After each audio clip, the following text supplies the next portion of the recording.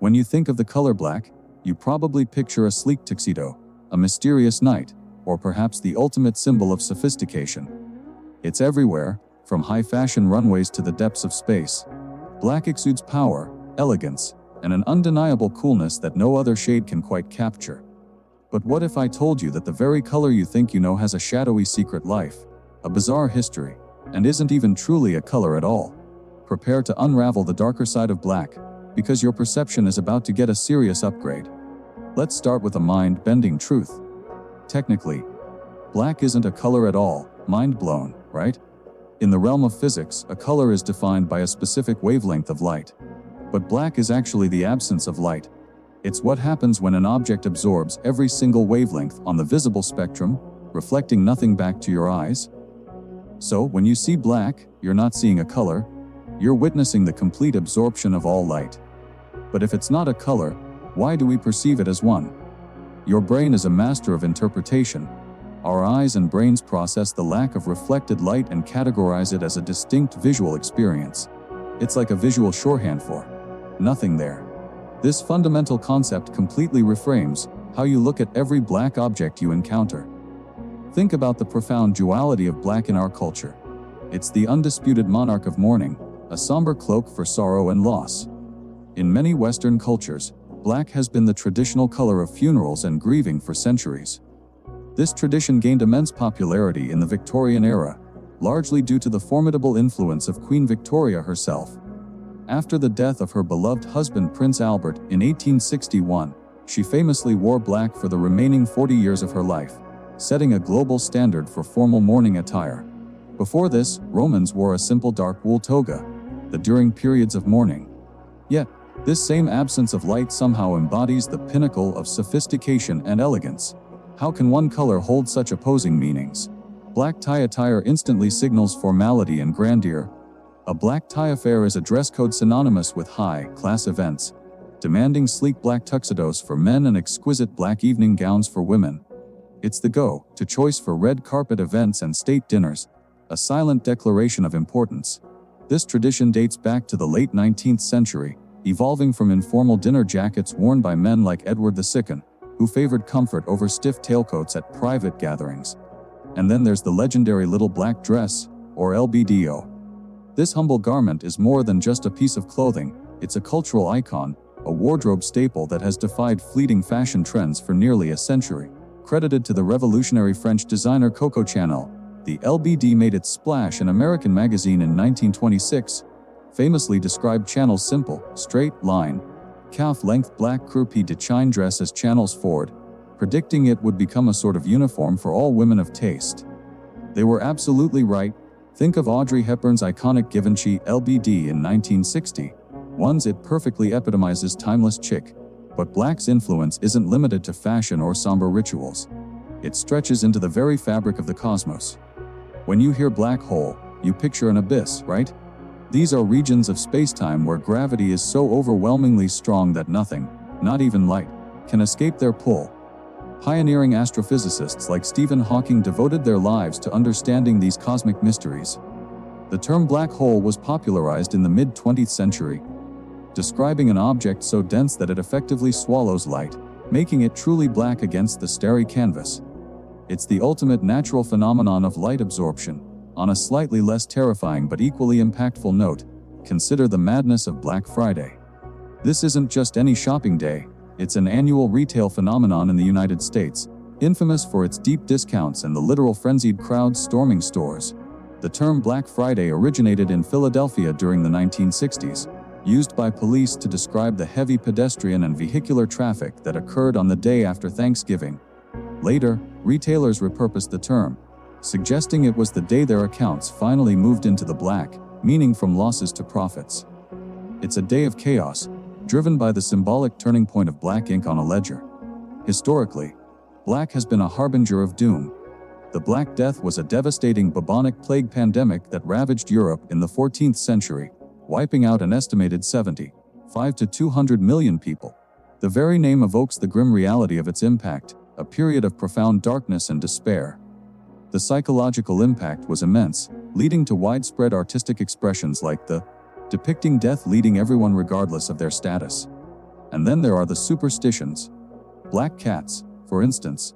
In medieval Europe, they were often associated with witchcraft and bad luck, especially during the witch hunts.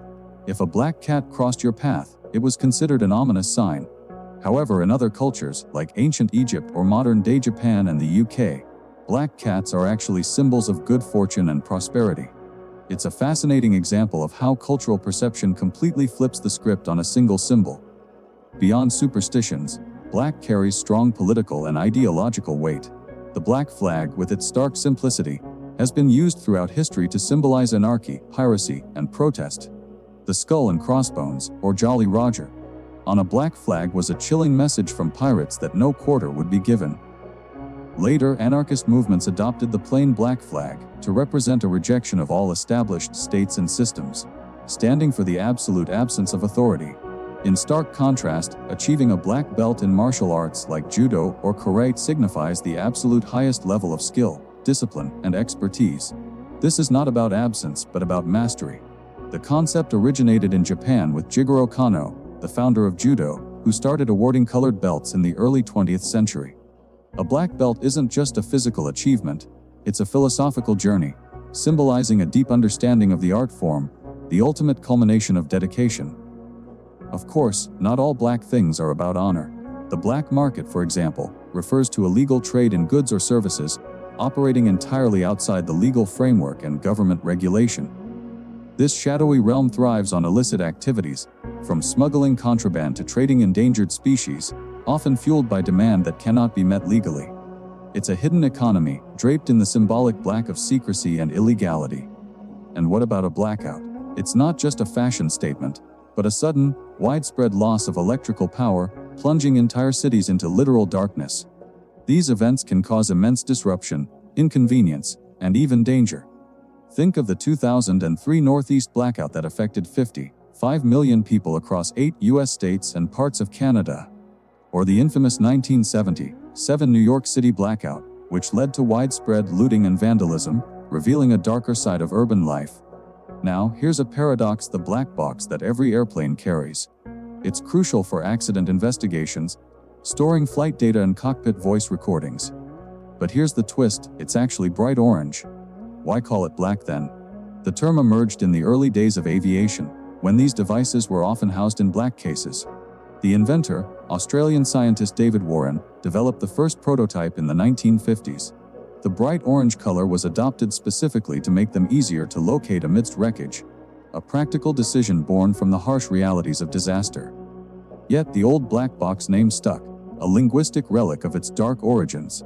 Another intriguing concept tied to black is the Black Swan event. This term, popularized by finance professor and essayist Nassim Nicholas Taleb in his 2007 book, describes a rare, unpredictable event that has a severe, widespread impact. Before the discovery of black swans in Australia, Europeans believed all swans were white, making a black swan an impossibility. The term now highlights the human tendency to rationalize these events they've occurred, making them seem predictable in hindsight. These are events that catch everyone off guard, emerging from the dark corners of possibility. And then there's the familial outcast, the black sheep. This idiom refers to a person who is considered a disgrace or an outsider within a family or group. Its origin is surprisingly literal. In earlier times, the fleece of black sheep was considered less valuable because it couldn't be dyed. A black sheep in a flock was seen as an undesirable anomaly, a deviation from the norm. The term captures the essence of being different, often in a way perceived as negative by the collective. Black even infiltrates our humor. Black comedy is a genre that explores dark, disturbing, or taboo subjects, often using irony and satire to find humor in otherwise grim situations. It challenges societal norms, forcing audiences to confront uncomfortable truths through laughter. Think of Stanley Kubrick's 1964 classic, which satirizes the Cold War and nuclear annihilation. It's humor born from the shadows. And let's not forget the darker side of mysticism, black magic. Historically, belief in black magic has fueled fears and persecutions, from medieval witch trials to modern-day cult hysteria. It represents a manipulation of hidden forces for malevolent purposes, a symbolic dive into the deepest, darkest aspects of human intention. So, when you see black today, whether it's the sleek design of a smartphone, the mysterious allure of a Gothic novel, or the formal elegance of a dress. You're not just seeing an absence of light. You're witnessing a centuries-old story. You're seeing the contrast between mourning and high fashion, chaos and control, ignorance and enlightenment. Black is more than a color, it's a complex tapestry woven through history, science, and human psychology. It's the ultimate paradox, and knowing its secrets forever changes how you perceive the world around you.